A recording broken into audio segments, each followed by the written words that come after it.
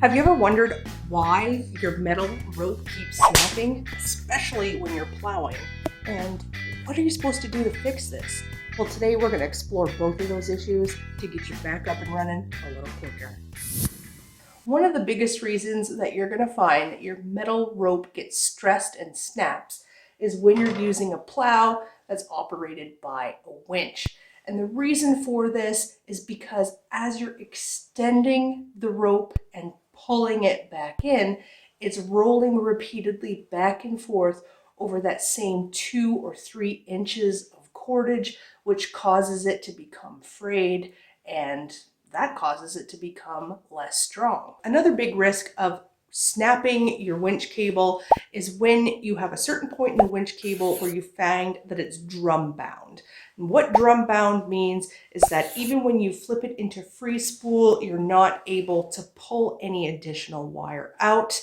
And you may notice that there's a certain point in your cable when you're using the out button on the winch control where it's going out, and then all of a sudden it starts sucking it back up again even though you're still pressing it out.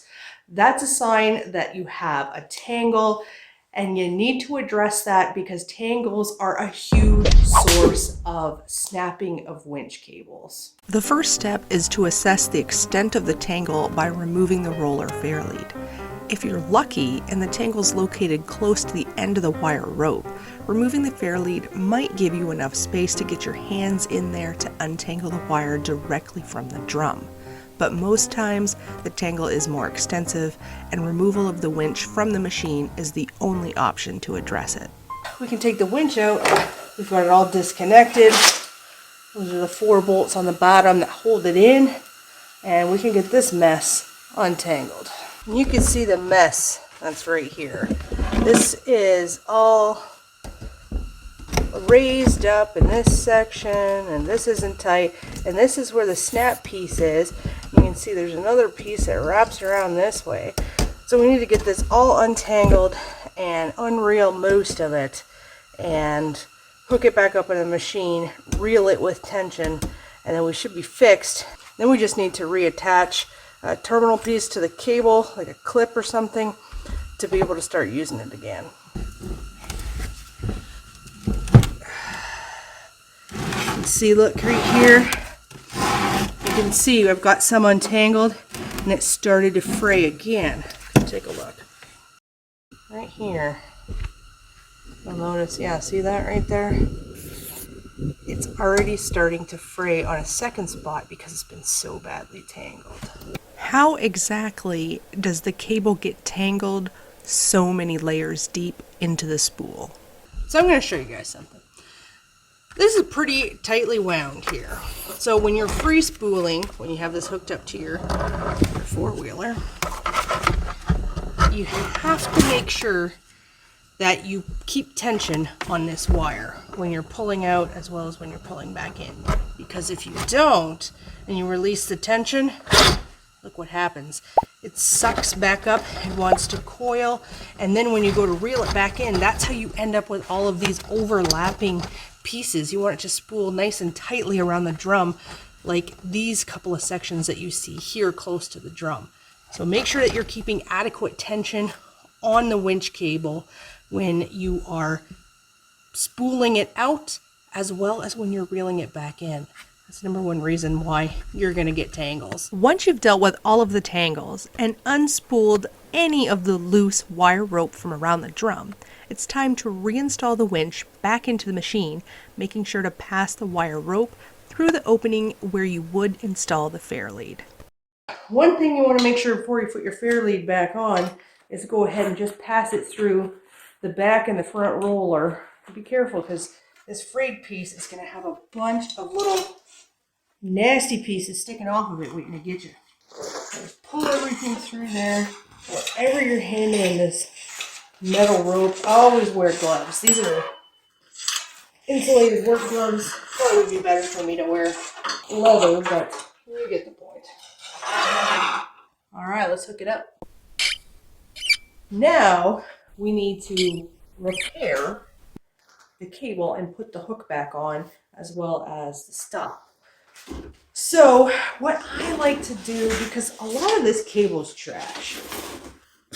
If you look up at this section up here, you'll see there's a ton of fraying. So I'm actually going to lose quite a bit of cable here. See, this section is trash. There's some frays here. So I'm thinking for my money, I'm going to cut right about here. I'm going to lose about 6 more feet.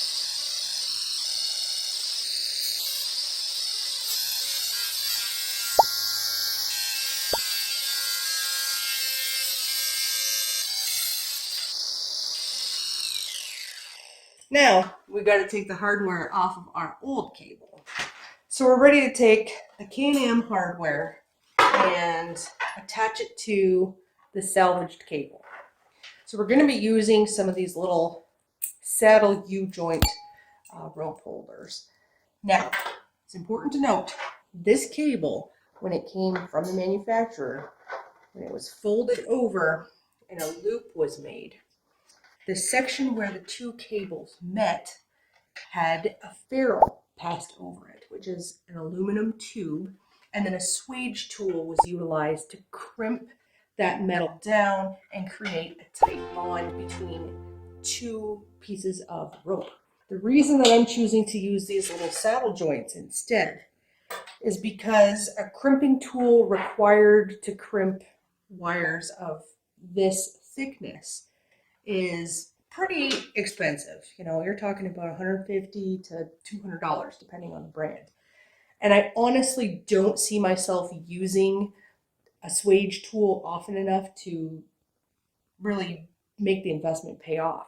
So instead, I'm going to use these little saddle joints. Now, these are not as sturdy of a bond. It'll be fine for what I'm planning to do with it, which is operate a snow plow.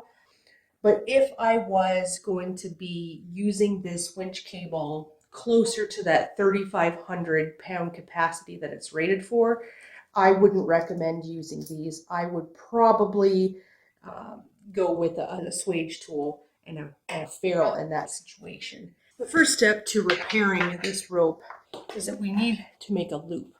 But before we do that, if we have any kind of a rubber stopper like this, we want to go ahead and put that on first and just send it further upstream so that way it's on there. You don't get the whole thing connected and think, oh, I forgot that part.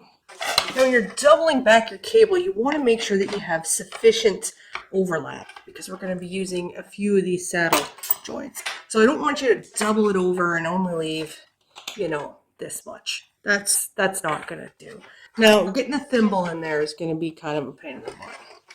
You have to get the thimble for the gauge wire that you have, or else it doesn't quite work very well. I'm going to use my vice grips to try to give this a little bit more memory, basically, to bend the cable.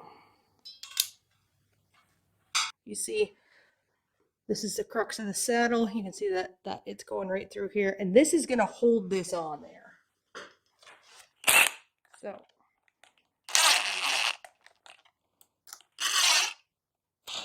you don't necessarily need two saddles quite so close together, but I kind of like it that way,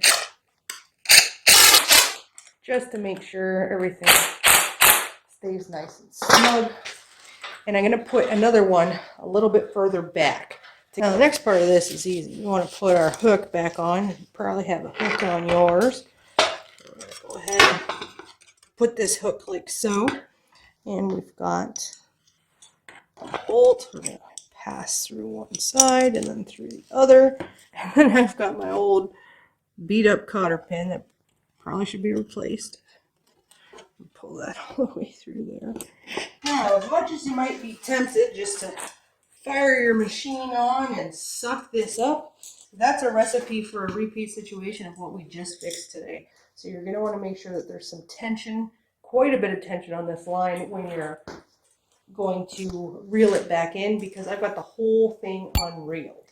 So is the method that I used the best way to fix a wire cable?